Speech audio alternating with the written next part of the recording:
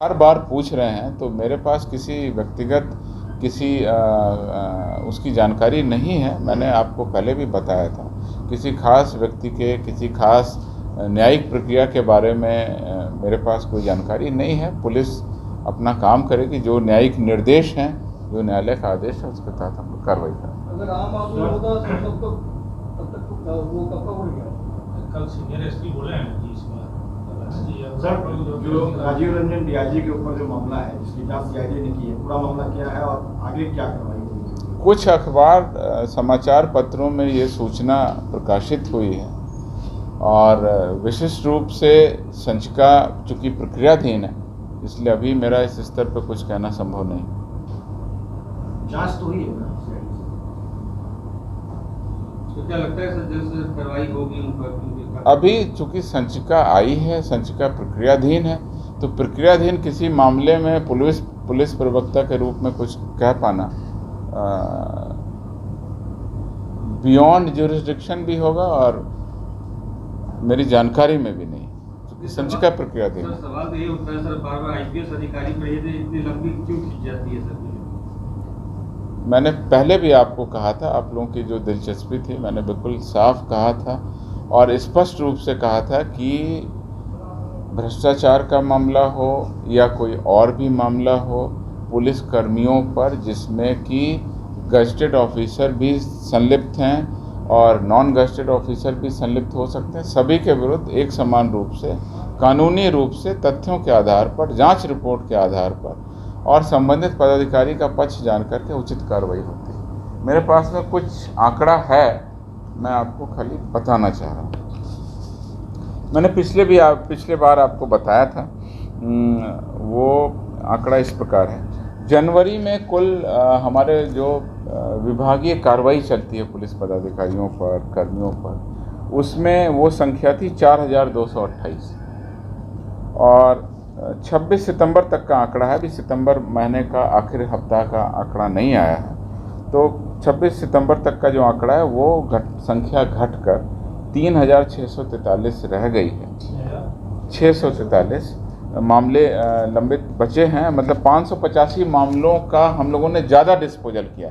इस बीच में और भी लोग सस्पेंड हुए, इस बीच में और भी लोगों पर नई कार्रवाई शुरू हुई, परंतु उससे ज़्यादा 585 लोगों पर हम लोगों ने निर्णय लिया। तो इस प्रकार से अब 3643 कार्रवाई। अब मैं आपको ये बताना चाहता हूँ, मेरे पास में कुछ आंकड़ा उपलब्ध है, कितने लोग पुलिस विभाग में डिसमिस हुए। तो मैं आपको बताता हूँ, 2019 में कुल 151 पुलिस पदाधिकारी डिसमिस किए गए, 151। 2020 में ये संख्या बढ़ी और ये संख्या 201 पुलिस पदाधिकारियों को डिसमिस किया गया। 2021 में 172 पुलिसकर्मियों को डिसमिस किया गया, जिसमें कि 2 इंस्पेक्टर, 31 दरोगा, 22 एएसआई एवं उसके इक्विवेलेंट रैंक, 7 हवलदार और 110 सिपाही शामिल थे। 2022 में 31/8 तक यानी 31 अगस्त तक 146 लोगों को डिसमिस किया गया।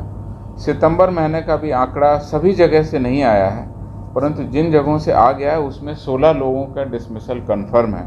तो अगर इसको हम जोड़ दें तो 162 लोगों का डिसमिसल हो चुका है। अभी ये आंकड़ा बढ़ेगा, चूँकि सभी लोगों से अभी तक सितंबर का आंकड़ा कार्यालय में उपलब्ध नहीं हुआ है। पिछले वर्ष ये संख्या 172 थी, तो इस बार 162 लोग ऑलरेडी डिसमिस हो चुके हैं। सितंबर महीने तक ये संख्या बढ़ेगी और अभी अक्टूबर, नवंबर और दिसंबर 3 महीने बाकी हैं। तो हम लोगों को उम्मीद है कि ज़्यादा से ज़्यादा पुलिसकर्मियों पर हम लोग उनके दोष, आरोप और आरोपों को जब सिद्ध किया जाता है तो उसके हिसाब से हम लोग कार्रवाई करते हैं। और ये लगातार चलने वाली प्रक्रिया है और it is like internal vigilance mechanism, जिसमें हम लोग अपने ही विभाग के वैसे कर्मी जो कार्यों में गड़बड़ी करते हैं, लापरवाही करते हैं, कांडों में हो, शराबबंदी हो या कोई भी महिला अत्याचार का मामला हो या कोई अनैतिक मामला हो, भ्रष्टाचार का मामला हो, ये मैं आंकड़े मेरे पास में चूँकि उपलब्ध थे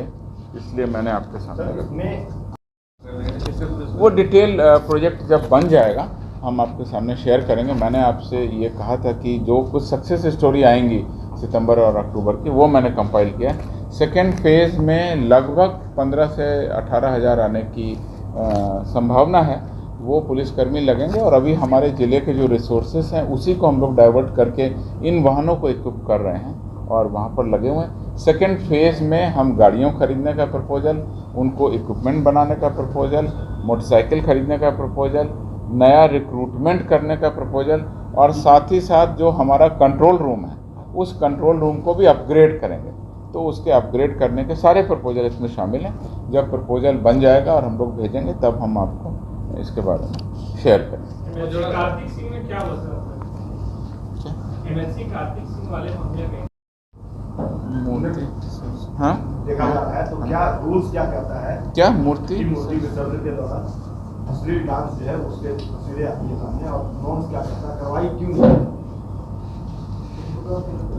मैंने पिछली बार आपको बता दिया था, लगभग 14,000 से ज़्यादा मूर्तियाँ इस बार स्थापित की गई, पूजा पंडाल स्थापित किए गए और उनका विसर्जन कार्यक्रम भी सभी जगह चल रहा है। मेरे पास में जो अद्यतन सूचना है 99% मूर्तियों का विसर्जन हो गया। पिछले फ्राइडे तक वो 70% था, अब वो संख्या घट के महज 1% रह गई है। उनका भी परंपरा के अनुसार विसर्जन किया जाएगा। जो आपने प्रश्न किया है वो मेरे हिसाब से पुलिस विभाग से ज़्यादा समाज से पूछना चाहिए आपको, लेकिन अगर कहीं पर कोई भी नियम विरुद्ध कार्रवाई होगी तो हम लोग कार्रवाई करेंगे।